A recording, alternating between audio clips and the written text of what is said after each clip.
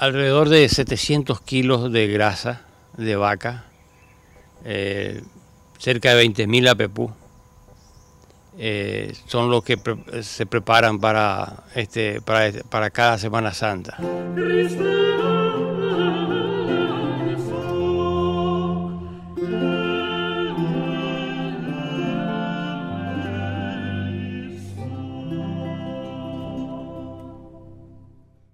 Siempre estamos agrandando, siempre estamos tratando también de hacer una obra artística o una ornamentación que pueda verse a pesar de la cantidad inmensa de gente que viene todos los años y todos los años se suman más.